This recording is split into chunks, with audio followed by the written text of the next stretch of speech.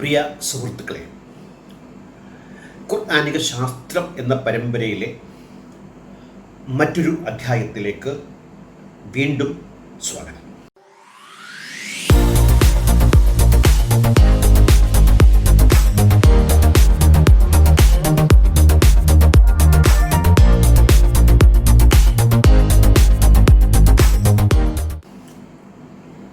ഖുർആൻ മനുഷ്യരെ നോക്കി ഒരു വെല്ലുവിളി നടത്തുന്നുണ്ട്. അതായത് മനുഷ്യരെ സൃഷ്ടിച്ച് പ്രപഞ്ചവുമായി താരതമ്യം ചെയ്യുമ്പോൾ ഭൂമി, അതിലെ മനുഷ്യൻ കടലിനോട് ഉപമിക്കാമെങ്കിൽ ഒരു തുള്ളി പോലുമല്ല എന്ന നിലയ്ക്ക്. കടലിനെ സൃഷ്ടിച്ച ഒരു ദൈവം ഒരു തുള്ളി വെള്ളത്തോട് വെല്ലുവിളി നടത്തുകയാണ്. ഞാൻ ചെയ്തതുപോലെ ഒന്ന് നിങ്ങൾ ചെയ്തു കൊണ്ടുവരൂ. ജബ്ബാർ മാഷ് പറഞ്ഞിട്ടുള്ളത്, ദൈവത്തെ ഇതുപോലെ കളിയാക്കാൻ പറ്റിയ മറ്റൊരു ആയത്തില്ല എന്നുള്ളതാണ്. അത് പോട്ടെ, ഇതുപോലെ ഒന്ന് എത്രയോ ഉണ്ടാക്കാൻ സാധിക്കും, എത്രയോ ഉണ്ടായിട്ടുണ്ട്, ഇനിയും ഉണ്ടാക്കാൻ വേണമെങ്കിൽ. അതൊന്നുമല്ല. അങ്ങനെ വെല്ലുവിളിക്കപ്പെട്ട ഒരു മഹത് ഗ്രന്ഥത്തിൽ ഒരു തെറ്റും പാടില്ല. ഒരു തെറ്റുണ്ടായിട്ടുണ്ടെങ്കിൽ ആ മഹത് ഗ്രന്ഥം ദൈവത്തിൻ്റേതല്ല എന്നും അറിവിൽ പിന്നാക്കം നിന്ന ഒരു സമൂഹത്തിലെ, ഒരു കാലഘട്ടത്തിലെ ഒരാളുടെ സൃഷ്ടിയാണെന്നും നമുക്ക് തീരുമാനിക്കേണ്ടി വരും. 1400 വർഷം മുമ്പത്തെ ഒരു ഗോത്ര തലവൻ്റെ സ്വപ്നങ്ങളും ജൽപ്പനങ്ങളും ആഗ്രഹങ്ങളും ഒക്കെ ആയിട്ടാണ് ഖുർആനെ നമുക്ക് വായിച്ചെടുക്കാൻ സാധിക്കുക, പ്രൊവൈഡഡ് അതിൽ ഒരു തെറ്റെങ്കിലും ഉണ്ടെങ്കിൽ. ഒരു തെറ്റുണ്ടെങ്കിൽ മൊത്തത്തിൽ അങ്ങ് പാളിപ്പോകും എന്നുള്ളതാണ്. വീലില്ലാത്ത ബസ് പോലെ. അത് ഓടുകയല്ലോ. ബസ് എന്ന് ചോദിച്ചാൽ പറയാം ബസ്സാണെന്ന്, പക്ഷെ ബസ്സല്ല, ഓടുകയല. ഒന്നല്ല, അനേകം തെറ്റുകൾ. ഒരുപാട് കാലമായി അറബികൾ, അന്നത്തെ ഗോത്ര വംശ അറബികൾ ഉൾപ്പെടെ ഇന്ന് ജീവിച്ചിരിക്കുന്ന ആളുകൾ വരെ ഇതിൻ്റെ തെറ്റുകളെയൊക്കെ ചൂണ്ടിക്കാണിച്ചിട്ടുണ്ട് എന്നുള്ളത്. അപ്പം തെറ്റുണ്ടോ എന്ന് ചോദിച്ചാൽ ഉണ്ട്. ഒരു തെറ്റിനെ കുറിച്ചാണ് നമ്മളിവിടെ വിശകലന വിധേയമാക്കുന്നത്. എന്താ അത്? 47-ാമത്തെ അധ്യായത്തിൽ 51-ാമത്തെ അധ്യായത്തിൻ്റെ നമ്പർ ഞാൻ തൽക്കാലം ഓർമ്മിക്കുന്നില്ല കേട്ടോ, സോറി. അതിൽ പറയുന്ന ഖുർആനിലുണ്ട്, ഞാൻ എഴുതി കാണിക്കാം. നാം സകല വസ്തുക്കളെയും ജോഡികളായി സൃഷ്ടിച്ചു, ആണും പെണ്ണുമായി സൃഷ്ടിച്ചു. ഈ ഭിന്നലിംഗക്കാരെ ദൈവത്തിനും മുഹമ്മദിനും അറിഞ്ഞുകൂടാ, അത് തെറ്റൊന്നുമല്ല. പോട്ടെ, നിങ്ങൾ പാഠം ഉൾക്കൊള്ളുവാൻ വേണ്ടി, അതായത് ജീവിവർഗങ്ങളിൽ വ്യത്യസ്ത ലിംഗമുണ്ട് എന്നുള്ളത് നമുക്ക് പാഠമാണ് പോലും. എന്തിനാണത് ഈ പാഠം? അള്ളാഹുവിലേക്ക് ഓടി വരുവിൻ, ഓടി വരിക അള്ളാഹുവിലേക്ക്. അതിന് വേണ്ടിയിട്ടാണ് ഈ ആൺ പെൺ വർഗം. മറ്റു വർഗങ്ങളൊന്നും വിഷയമേ അല്ല. അള്ളാഹുവിനോടൊപ്പം മറ്റൊരു ദൈവത്തെയും സ്വീകരിക്കുന്നത് അള്ളാഹുവിനെ ഏറ്റവും പ്രയാസപ്പെടുത്തുന്ന ഒരു കാര്യമാണ്, വേവലാതിയാണ് അദ്ദേഹം. ഉടനീളം എന്ന പുസ്തകത്തിൽ ആവർത്തിച്ച് മനുഷ്യരോട് ആവശ്യപ്പെടുന്ന ഒന്നാണ്, മറ്റു ദൈവങ്ങളെ ഒന്നും നിങ്ങൾ സ്വീകരിക്കും, ഞാനാകുന്നു ഏകൻ. അതായത് കള്ളൻ ഞാൻ കള്ളൻ അല്ല എന്ന് പറയുന്നത് പോലെയാണ്, വിളിച്ചുകൂവി നടക്കുന്നത് പോലെയാണ്. അങ്ങനെ ആകുമ്പോൾ നമ്മൾ സംശയിക്കുമല്ലോ, ഈ ഏകൻ മറ്റു ദൈവമില്ല എന്ന് വിളിച്ചു കൂവി നടക്കുന്നതിൽ നിന്ന് നമുക്ക് മനസ്സിലാക്കാനുള്ള ദൈവമില്ല എന്ന്. അതിന് വ്യാഖ്യാനങ്ങൾ ഒരുപാടുണ്ട്. ഇപ്പം തഫീം നെറ്റാണെങ്കിൽ പുത്തൻ വ്യാഖ്യാനങ്ങളൊക്കെ ചമച്ച് ശാസ്ത്രവും സാഹിത്യവും സംസ്കാരവും തനത് കോണ്ടംപററി ജീവിതവുമായൊക്കെ ബന്ധപ്പെടുത്തി വെക്കാൻ എത്രത്തോളം കിണഞ്ഞു പരിശ്രമിച്ച് ആഖ്യാനം ചെയ്ത് പിന്നെ ചിന്തിച്ച് അങ്ങനെയൊക്കെയാണ് വ്യാഖ്യാനങ്ങൾ. തൽക്കാലം പണ്ടേയുള്ള വ്യാഖ്യാനങ്ങളൊക്കെ 19-ാം നൂറ്റാണ്ട് വരെ നിലനിന്ന വ്യാഖ്യാനങ്ങളെ ഇപ്പം തകർത്തെറിഞ്ഞിരിക്കുകയാണ്. അതൊക്കെ പറയാൻ പറ്റില്ല, അതുമായി ബന്ധപ്പെട്ട് ഞാൻ മറ്റൊരു വീഡിയോ ചെയ്യുന്നുണ്ട്. അപ്പം തഫ്ഹീം പറയുന്നത്, അതായത് ലോകത്തിലെ സകല വസ്തുക്കളും സൃഷ്ടിക്കപ്പെട്ടിരിക്കുന്നത് യുഗ്മകാടിസ്ഥാനത്തിലാണ്. 2 ഇപ്പം 3 4 6 എങ്ങനെ വേണമെങ്കിലും വ്യാഖ്യാനിക്കാം. നമ്പർ തീരുമാനിക്കുക, പിന്നെ വ്യാഖ്യാനത്തിൻ്റെ വടിയുമായി ഇറങ്ങുക, കാണുന്നതിനെയൊക്കെ തല്ല. ലോകമാകുന്ന ഈ വ്യവസായശാല പ്രവർത്തിച്ചു കൊണ്ടിരിക്കുന്നത് ചില വസ്തുക്കളുമായി ഇണചേരുകയും അതിൽ നിന്ന് പലതരം ഘടനകൾ നിലവിൽ വരികയും ചെയ്യുക എന്ന വ്യവസ്ഥയെ ആസ്പദിച്ചാകുന്നു. മറ്റേതെങ്കിലും പദാർത്ഥം നിങ്ങൾക്ക് ജോഡിയാകാതെ യാതൊരു പദാർത്ഥവുമില്ല. എന്നാൽ ഏതൊരു വസ്തുവും അതിൻ്റെ ഇണയുമായി ചേരുമ്പോഴേ പ്രത്യുൽപാദനക്ഷമതയും. ഇവിടെയാണ് ഈ വാക്കാണ്. ഏതാണ്? ഏതൊരു വസ്തുവും അതിൻ്റെ ഇണയുമായി ചേരുമ്പോഴേ പ്രത്യുൽപാദനക്ഷമതയുള്ളൂ. ഇന്നത്തെ അറിവുമായി ബന്ധപ്പെട്ട് തീർത്തും തെറ്റായ ഒരു കാര്യമാണ് ഇന്ന് ശാസ്ത്രം കണ്ടെത്തിയതൊക്കെ സയൻസായിട്ട് SIGHS സൂചകങ്ങളായി ഇതിലുണ്ട്. ശാസ്ത്രവിരുദ്ധങ്ങളോ? 100% ശാസ്ത്രവിരുദ്ധമായ ഒരു പ്രസ്താവനയാണ് ഖുർആൻ നടത്തിയിട്ടുള്ളത്. എല്ലാ ജീവജാലങ്ങളെയും നാം ഇണകളായി സൃഷ്ടിച്ചിരിക്കുന്നു.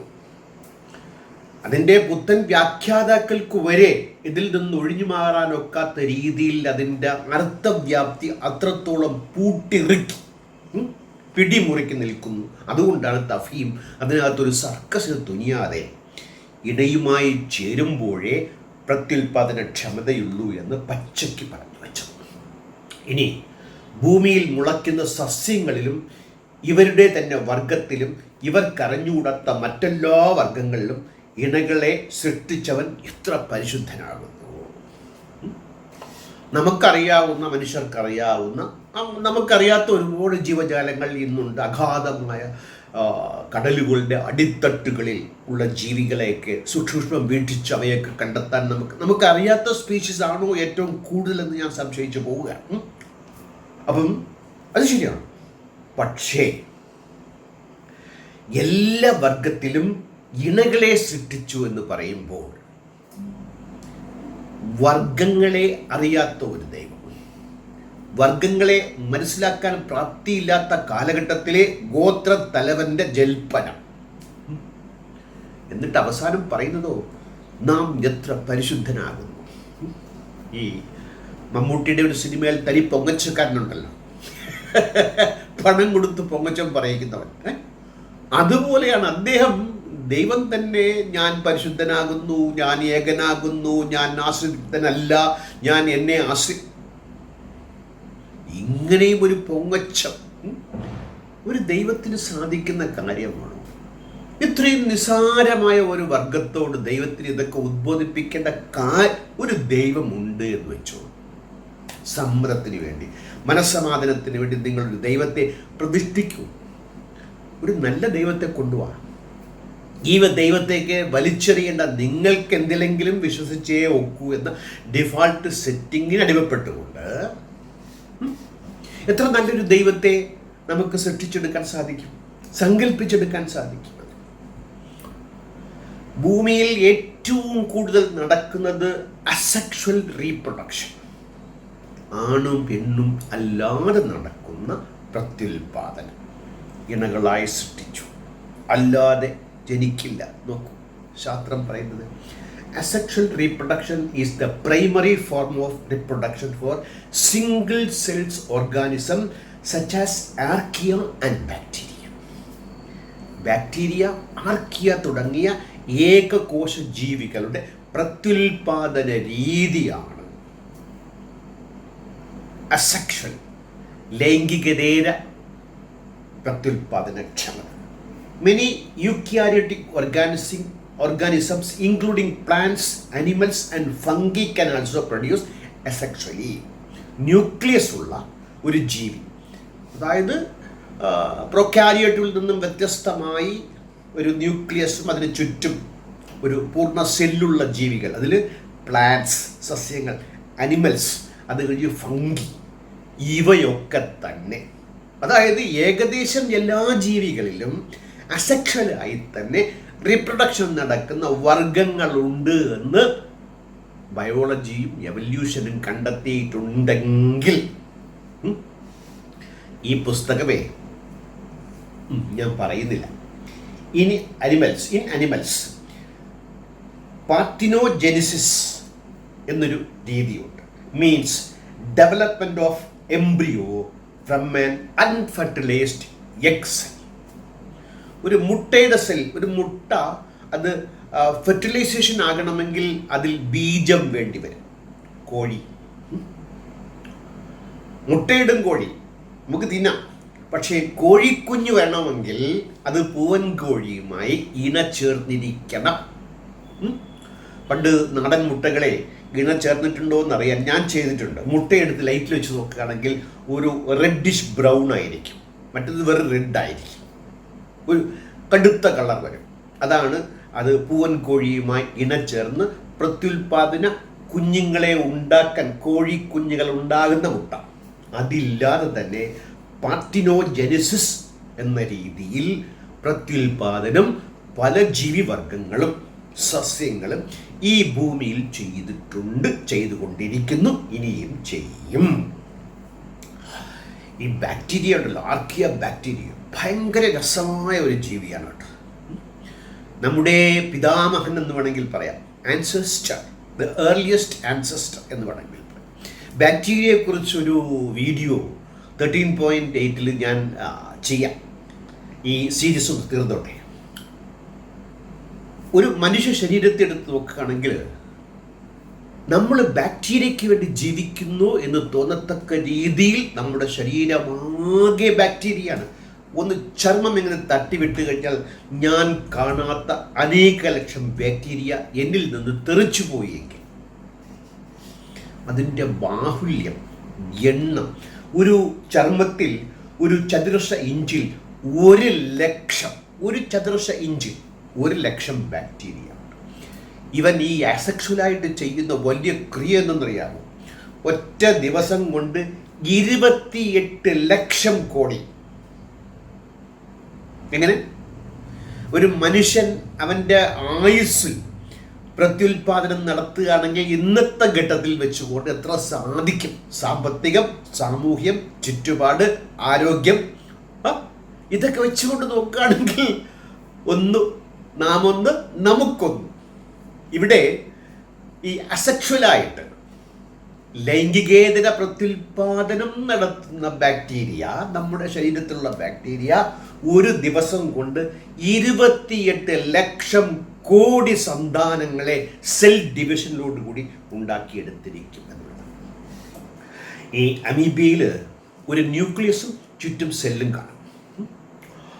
ഇത് സൈറ്റോപ്ലാസവും ന്യൂക്ലിയസും സമമായി രണ്ടായി വേർപിരിഞ്ഞ് 2 തീരുന്ന അസെക്ഷൽ റീപ്രൊഡക്ഷൻ എല്ലാ സിംഗിൾ സെൽഡ് ഓർഗാനിസത്തിലും നമുക്ക് ചുറ്റും നമ്മളിലും കാണാൻ സാധിക്കും.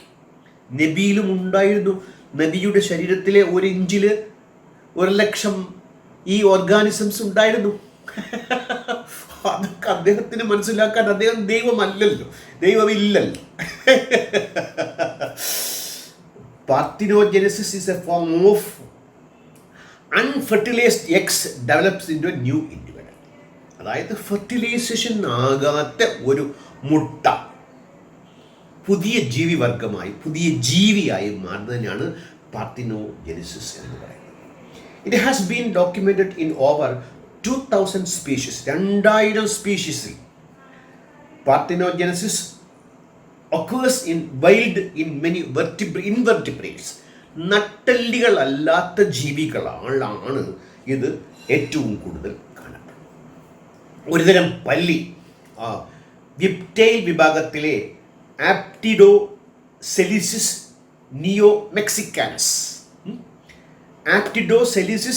നിയോമെക്സിക്കാനസ്. ഇവൻ ഈ രീതിയിലാണ്, അതിലാണുണ്ട് കേട്ടോ, എങ്കിൽ തന്നെയും ഇവൻ ഈ രീതിയിലാണ്. നമ്മുടെ തേളുണ്ടല്ലോ, തേൾ, സ്കോർപ്പിയോൺ, ഇവനും ഒരു വിഭാഗത്തിൽപ്പെട്ട ആളുകൾ, അതിലെ ഒരു വിഭാഗത്തിൽപ്പെട്ട ആൾ ഇങ്ങനെയാണ്. പാർത്തിനോജെനിസിസിൽ കൂടിയാണ്. മുട്ടയുണ്ട്, ആണ് വേണ്ട, പെണ്ണ് മാത്രം മതി പ്രത്യുൽപാദനത്തിന്. അവൻ മുട്ടയിട്ട് കുട്ടിയെ ഉണ്ടാക്കും. 435 മില്യൺ വർഷങ്ങൾക്ക് മുമ്പ് ഇത് ജീവിച്ചിരുന്നു. 1400 വർഷങ്ങൾക്ക് മുമ്പല്ല, 435 മില്യൺ വർഷങ്ങൾക്ക് മുമ്പ് ജീവിച്ച ഈ സ്കോർപ്പിയോണിലെ പാർത്തിനോജെനിസിസ് മനസ്സിലാക്കാൻ സർവ്വതുമടങ്ങുന്ന മഹദ്ഗ്രന്ഥമായ പരിശുദ്ധ ഖുർആൻ എത്ര പരാജയപ്പെടുന്നു. വിശ്വാസികളെ, നിങ്ങളിത് പഠിക്കാത്തത് നിങ്ങളുടെ കുഴപ്പമല്ല. പറയുമ്പോൾ ഞങ്ങളോട് മെക്കിട്ട് കയറാൻ പറയണ്ട. എല്ലാ ജീവജാലങ്ങളിലും ഇണകൾ ഉണ്ട് എന്ന് പറയുമ്പോൾ സ്കോർപ്പിയോൺ നിങ്ങളെ വീട്ടിലും ഉണ്ടാകും. ഈ ജനുസ്, ഈ സ്പീഷീസ് എല്ലാ തേളുമല്ല, തേൾവർഗത്തിലെ ചിലവാണ്. ഇത് വളരെ രസമുള്ളൊരു ജീവിയാണ് കേട്ടോ. ഇതിനൊരു കുത്താനൊരു സാധനമുണ്ട്. ഇത് വെച്ച് കുത്തുകയാണെങ്കിൽ ഈ വിഭാഗത്തിലെ 25 ഉപവിഭാഗത്തിന് മനുഷ്യനെ കൊല്ലാനുള്ള വിനമുണ്ട്. നോക്കൂ, ഇത്രയ്ക്കേ ഉള്ളൂ ഒരു സാധനം. അത് കുത്തിക്കഴിഞ്ഞാൽ ഇത്രയും പൊക്കമുള്ള മനുഷ്യൻ, ഇത്രയും വണ്ണമുള്ള മനുഷ്യൻ, ഇത്രയും ബുദ്ധിയുള്ള മനുഷ്യൻ ഇപ്പം നമ്മൾ കീഴ്പ്പെടുത്തിയിട്ടുണ്ട് കേട്ടോ. അത് ഒരു ദൈവവും ഒരു ബുക്കിലും പറഞ്ഞിട്ടല്ല. നമ്മുടെ സ്വതസിദ്ധമായ അറിവ് ഉപയോഗിച്ചുകൊണ്ടതിനെ വനത്തിനെതിരെ ആൻറ്റീവനം ഉണ്ടാക്കി തന്നെ ഇവനൊക്കെ കടിച്ചാൽ തുരത്താനുള്ള മാർഗങ്ങൾ നമ്മൾ കണ്ടെത്തിയിട്ടുണ്ടെങ്കിലും ഉൾനാടൻ പ്രദേശങ്ങളിൽ ഇപ്പോഴും സ്കോർപ്പിയോൺ കൊത്തി മരിക്കുന്ന ആളുകളുണ്ട് എന്നുള്ള സുദുഃഖ സത്യം ഇവൻ പാർത്തിനോജെനിസിസ് മുഖാന്തരം ഇവനിലെ ഒരു വിഭാഗം ആളുകൾ ഖുർആൻ പറഞ്ഞതിന് വിരുദ്ധമായി തൃണവൽഗണിച്ചുകൊണ്ട് പരിഗണിക്കാതെ, ഇവറ്റേക്ക് അള്ളാഹുവിനെ പരിഗണിച്ചിരുന്നെങ്കിൽ മുട്ട ആണുമായി ഇണച്ചേർന്നുണ്ടാക്കാമായിരുന്നല്ലോ. സകല വിഭാഗവും അദ്ദേഹത്തിന് സുജൂദ് ചെയ്യുന്നു. സുജൂദ് ചെയ്യുമ്പോൾ അള്ളാഹുവേ, നീ തേളിനോട് പറയുക, എടാ തേളെ, ഞാനിങ്ങനെ പറഞ്ഞിട്ടുണ്ട് മനുഷ്യർക്ക് കൊടുത്ത ബുക്കിൽ, അതുകൊണ്ട് നീ അടുത്ത പ്രാവശ്യം എഗ്ഗുണ്ടാക്കുമ്പോൾ പാർത്തിനോജെനിസിസ് വെച്ച് കളിക്കരുത്, ഇണചേരൂ, ആണുണ്ടല്ലോ, നീ എന്താ ഒരു വിഭാഗമായി തിരിയുന്നത്, എനിക്ക് കൊഞ്ഞനം കുത്തുന്നു. ഈ സ്കോർപ്പിയോൺസിനെ 1-2 വാക്ക് ഞാൻ പറയാം, രസമുള്ളത് കൊണ്ട്. West Africa, Myanmar, East Asia എന്നുള്ള സ്ഥലങ്ങളിൽ ഇതാളുകൾ ഭക്ഷിക്കാറുണ്ട്. എങ്ങനെ? Roasting, frying, grilling, raw or alive. ജീവനോടെ പിടിച്ച് വിഴുങ്ങുന്ന മനുഷ്യർ ഇന്ന് ഇവിടെയുണ്ട്. സന്ദർഭവശാൽ രസത്തിന് വേണ്ടി പറഞ്ഞതേ ഉള്ളൂ. ഇങ്ങനെ ആഹരിക്കുമ്പോൾ ഈ എന്താ പറയുക, ഈ മുള്ളുള്ള കൊത്തുന്ന ഭാഗത്തെ ഒടിച്ചു കളയാറില്ല. കാരണം വേവിക്കുമ്പോൾ ഏത് വെനമും അതിൻ്റെ പ്രോട്ടീൻ്റെ തന്മ നഷ്ടപ്പെട്ടുകൊണ്ട് വിഷമല്ലാതായി തീരും എന്നുള്ളതുകൊണ്ട് തായ്ലാൻഡിൽ ഇത് സ്ട്രീറ്റ് ഫുഡായിട്ട് പൊരിച്ചു വിൽക്കാറുണ്ട്. തായ്ലാൻഡിൽ പോയി കഴിഞ്ഞാൽ നിങ്ങൾക്ക് സ്കോർപ്പിയോൺസിനെ പൊരിച്ചു വറുത്ത് കിട്ടും എന്നുള്ളതാണ്. വിയറ്റ്നാമിലാണെങ്കിൽ ഇവനെ വൈനുണ്ടാക്കാൻ ഉപയോഗിക്കാറുണ്ട്. പിന്നെ ഒരു വളർത്തു മൃഗമാണ്, വളർത്തു ജന്തുവാണ്. പല വീഡിയോ ഞാൻ കണ്ടിട്ടുണ്ട്. വളർത്താൻ വളരെ എളുപ്പമാണ്, കൊത്തുകൊള്ളാതെ സൂക്ഷിച്ചാൽ മതിയല്ല. അവൻ ആവശ്യമുള്ള ആഹാരം കൊടുത്ത്, ഞാനിത് രസത്തിന് വേണ്ടി പറഞ്ഞു. മറ്റൊന്നാണ് ബഡ്ഡിങ്, അതായത് അസെക്ഷൽ റീപ്രൊഡക്ഷൻ്റെ പ്രത്യേകതയെക്കുറിച്ച് നിങ്ങൾ മനസ്സിലാക്കിയിരിക്കുവാൻ വേണ്ടി സന്ദർഭവശാൽ ഞാൻ പറയുന്ന കാര്യമാണ്. ഇവിടെ പ്രധാനമായി അടിവരയിട്ട് വീണ്ടും വീണ്ടും ആവർത്തിച്ച് പറയുന്നത്, ലോകത്തുള്ള ഭൂമിയിലുള്ള ഒട്ടുമിക്ക ജീവജാലങ്ങളും അസെക്ഷൽ റീപ്രൊഡക്ഷനിലൂടെയാണ് പിടിച്ചു നിൽക്കുന്നത്, സന്താന ഉൽപാദനം നടത്തുന്നത്. ഖുർആൻ പറഞ്ഞതിന് വിരുദ്ധമായി അള്ളാഹുവിനെ വകയ്ക്കെടുക്കാതെ സുജൂദ് ചെയ്യുമെങ്കിലും. ഈ ബഡ്ഡിങ് എന്ന് പറഞ്ഞു കഴിഞ്ഞാൽ cell division at particular site, ഏതെങ്കിലും ഒരു ഭാഗത്ത് ഇവിടുന്ന് ഒരു സെൽ ഡിവിഷൻ ഉണ്ടാകും. വാലറ്റ്, കാലറ്റ്, കയ്യറ്റ്, അത് വളർന്ന് മറ്റൊരു ജീവിയായി തീരും. ടാക്സോപ്ലാസ്മ ഗോണ്ടി എന്ന ഒരു വിഭാഗത്തിൽ ഇത് ഉണ്ടാകുന്നുണ്ട്. അങ്ങനെ ഉണ്ടായിക്കഴിഞ്ഞാൽ ഇതെന്ത് ചെയ്യുന്നു വെച്ചാൽ which is then consumed by the offsprings prior to the separation. അതായത് ഇങ്ങനെ എൻ്റെ വിരലിൽ നിന്ന് മറ്റൊരു മുഹമ്മദ് ഖാൻ രൂപപ്പെട്ടിട്ട് ആ മുഹമ്മദ് ഖാൻ എന്നെ പിടിച്ചു വീഴും. അതാണ് ഈ ബഡ്ഡിങ്. ഒരു സെൽ ഡിവിഷൻ ഉണ്ടായിക്കൊണ്ട് ഒരു കാലിലോ ഒരു കയ്യിലോ ഒരു വാലിലോ മറ്റൊരു ജീവി വളർന്നു വന്നിട്ട് അത് പൂർണ്ണ വളർച്ചയിലെത്തുന്നതിന് മുമ്പ് എത്ര രസാവഹമായ ഒരു രീതിയെന്ന് നോക്കും. അടുത്തതാണ് വെജിറ്റേറ്റീവ് പ്രൊപ്പഗേഷൻ. എന്താ ഈ vegetative propagation? New individuals are formed without the production of seeds or sports. സസ്യങ്ങൾ എങ്ങനെയാണ്? വിത്തുകൾ അല്ലെങ്കിൽ പരാഗണത്തിന് വേണ്ടിയിട്ടുള്ള പൂമ്പൊടികൾ, അതൊന്നും ഇല്ലാതെ തന്നെ, ഇതൊക്കെ സെക്ഷൽ റീപ്രൊഡക്ഷൻ ആണെങ്കിൽ അതില്ലാതെ ഇല രണ്ടായി വിഘടിച്ചു അല്ലെങ്കിൽ തണ്ട് രണ്ടായി വിഘടിച്ചു നടക്കുന്ന വെജിറ്റേറ്റീവ് പ്രൊപ്പഗേഷൻ സസ്യവർഗങ്ങളുടെ ഇടയിൽ കാണാൻ സാധിക്കും. Fragmentation is a form of asexual production where a new organism growth from the fragmented of the parent. ഞാൻ പറഞ്ഞല്ലോ, കയ്യോ കാലോ അല്ലെങ്കിൽ വാലോ. ലിംഗിയ ഗുൾഡിംഗി എന്ന് പറഞ്ഞ സ്റ്റാർ ഫിഷ് ഇന്ത്യൻ ഓഷ്യനിലുണ്ട്. ഞാൻ പടം കാണിക്കും. അതിൽ ഇനി ഈ പാർത്തിനോജെനിസിനെ പലതരത്തിലുണ്ട്. ഫാക്യുലേറ്റീവ് പാർത്തിനോജെനിസിസ്, ഇതിൻ്റെ സ്ത്രീ വിഭാഗത്തിൽ പെൺവിഭാഗത്തിൽപ്പെട്ട ഒരുതരം തിമിംഗലം പോലത്തെ മത്സ്യം, സീബ്ര ഷാർക്സ്, അവയ്ക്ക് അതിൻ്റെ പെൺവർഗത്തിന് രണ്ട് രീതിയിൽ ആണുമായി ഇണചേർന്നോ ഇണചേരാതെയോ പ്രത്യുൽപാദനം നടത്താം. ഇത് മറ്റൊരു തരമാണ്. എങ്ങനെ? നമ്മൾ ഒരു തരം കണ്ടു, എങ്ങനെ സെക്ഷൽ റീപ്രൊഡക്ഷൻ. അതാണ് ഖുർആനും അള്ളാഹുവിനും നബിക്കറിയാവുന്ന ഏക റീപ്രൊഡക്ഷൻ സിസ്റ്റം. സയൻസ് കണ്ടെത്തിയതോ അസെക്ഷൽ റീപ്രൊഡക്ഷൻ. മൂന്നാമത്തെ വിഭാഗം ശാസ്ത്രം പറയുന്നതോ സെക്സ്വലായിട്ടും അസെക്ഷലായിട്ടും റിപ്രൊഡ്യൂസ് ചെയ്യാൻ കഴിവുള്ള ജീവി. അതാണ് സീബ്ര ഷാർക്സ്. വലിയ ജീവിയാണ്. അതിൽ ചില വിഭാഗങ്ങൾ. അതുപോലെ ഈ ഹൈബ്രിഡിൽ, അതായത് നമ്മളിപ്പം കഴുതയും കുതിരയും തമ്മിൽ ഇണചേർത്ത് കഴിച്ചാൽ കോവർ കഴുത ഉണ്ടാകുമല്ലോ. ഈ കോവർ കഴുത അതിൽ സന്താനം ഉണ്ടാകുകയില്ല. അവൻ ഇൻഫെർട്ടിലിറ്റിയാണ്. അതിൽ ഡെസർട്ട് ഗ്രാൻഡ്ലാസ് വിറ്റ്പെയിൽ ലിസാർഡ്, ഇവന് ഈ ഒബ്ലിഗേറ്റ് പാർത്തിനോജെനിസിസ് മുഖാന്തരം females only produce, actually one example is this hybrid, a newly sterile hybrid of male donkey and a female horse. ഒരു ആൺ ഡോങ്കിയും ഒരു ഫിമെയിൽ ഹോഴ്സുമായി ചേരുമ്പോൾ മ്യൂൾ എന്ന് പറഞ്ഞിട്ട് കോവർ കഴുത എന്ന് പറഞ്ഞ ജീവിയുണ്ടാകും. ഇത് ഒബ്ലിഗേറ്റ് പാർത്തിനോജെനിസിസ് മുഖാന്തരം. അത് എല്ലാ ജീവിവർഗങ്ങളുമല്ല, ഞാൻ പടം കാണിക്കും. ആ ജീവി അതിൻ്റെ സന്താന ഉൽപാദനത്തെ പാർത്തിനോജെനിസിസ് മുഖാന്തരം സെൽ ഡിവിഷനിലൂടെ ഉണ്ടാക്കിയെടുക്കും. Typically hybrids are infertile. ഞാൻ നേരത്തെ പറഞ്ഞത് ഇവയൊക്കെ ഇൻഫെർട്ടൈൽസ് ആണ്, മ്യൂളൊക്കെ. പക്ഷെ അതിലെ ചില വിഭാഗങ്ങൾ അവർക്ക് സ്റ്റേബിൾ പോപ്പുലേഷനെ ഉണ്ടാക്കാനായിട്ട് ഈ ഒബ്ലിഗേറ്റ് പാർത്തിനോജെനിസിസ് ഉപകരിക്കുന്നുണ്ട്. ചുരുക്കത്തിൽ പറയുകയാണെങ്കിൽ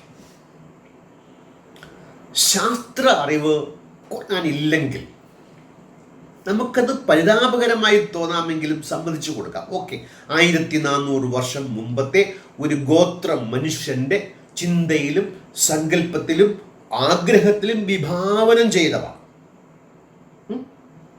ഓക്കെ, ഒരു പ്രശ്നവുമില്ല. പക്ഷേ അത് ശാസ്ത്രവുമായി ബന്ധിപ്പിക്കാൻ അക്ബറും സക്കീർ നായക്കും ഒക്കെ തുനിയുമ്പോൾ അതിലെ വൈരുദ്ധ്യങ്ങൾ, പോരായ്മകൾ, തമാശകൾ, ഇതൊക്കെ നമുക്ക് പറയാതിരിക്കാനാവില്ല. കാരണം നമ്മുടെ ഭരണഘടനയിലെ ഫണ്ടമെൻ്റൽ റൈറ്റ്സാണ് 15AH. ശാസ്ത്രീയ മനോവൃത്തി ജനങ്ങളിൽ ഉണ്ടാക്കിയെടുക്കുക. അതിൻ്റെ ഭാഗമായി എല്ലാ ജീവിവർഗങ്ങളിലും ഇണകളുണ്ട്. അല്ല, അള്ളാഹുവെ, നബിയെ, മുസ്ലിങ്ങളെ, പ്രത്യേകിച്ച് അപ്പോളജിസ്റ്റുകളെ മറുപടി ഉണ്ടെങ്കിൽ പോരട്ടെ, ഒരുപാട് പുത്തൻ കൂട്ടുകാരുണ്ടല്ലോ, പഠിപ്പിക്കൂ, ഞങ്ങൾ പഠിക്കാൻ തയ്യാറാണ്. അസെക്ഷൽ റീപ്രൊഡക്ഷൻ, നിങ്ങളുടെ ശരീരത്തിൽ വാഴുന്ന, നിങ്ങൾ അവർക്ക് വേണ്ടി ജീവിക്കുന്ന ബാക്ടീരിയ ഉൾപ്പെടെയുള്ള നിങ്ങളുടെ അകത്ത് നടക്കുന്ന സംഗതി. ഒരു ദിവസം കൊണ്ട് 28 ലക്ഷം കോടി സന്താനങ്ങളെ നിങ്ങളെ ശരീരത്തിനുള്ളിൽ ഉൽപ്പാദിപ്പിക്കുന്ന ബാക്ടീരിയ, അവയ്ക്കൊക്കെ നിങ്ങൾ കരുതുന്നത് പോലെ സെക്ഷൽ റീപ്രൊഡക്ഷൻ ഉള്ളത്. അസെക്ഷൽ റീപ്രൊഡക്ഷൻ ആണ് സെൽ ഡിവിഷൻ, പാർത്തിനോജെനിസിസ്, അതിൽ പല വിഭാഗവും രീതിയുമൊക്കെ. എല്ലാ ജീവിവർഗങ്ങളിലും, plants, animals, vertebrates, fungi, bacteria, archaea, മാത്രമല്ല 2 തരത്തിലും സെക്ഷുവലായിട്ടും അസെക്ഷുവലായും റീപ്രൊഡ്യൂസ് ചെയ്യാനുള്ള ജീവിവർഗങ്ങൾ ഈ ഭൂമിയിൽ ജീവിക്കുമ്പോൾ മനുഷ്യൻ്റെ മൂർത്തമായ അറിവാകുന്ന ശാസ്ത്രം വെച്ച് കണ്ടെത്തിയ ഈ അറിവ് എത്രയാണ് പഴമഗ്രന്ഥങ്ങളെ ഉദാത്തമെന്നും മഹത് എന്നും പരിശുദ്ധമെന്നും വിവക്ഷിക്കപ്പെടുന്ന, കൊണ്ടാടപ്പെടുന്ന ഒരു വിഭാഗത്തിൻ്റെ ഗ്രന്ഥത്തിലെ അശാസ്ത്രീയത. മറ്റൊരു അധ്യായവുമായി വീണ്ടും കാണുന്നതുവരെ നന്ദി, നമസ്കാരം, ഗുഡ് ബൈ.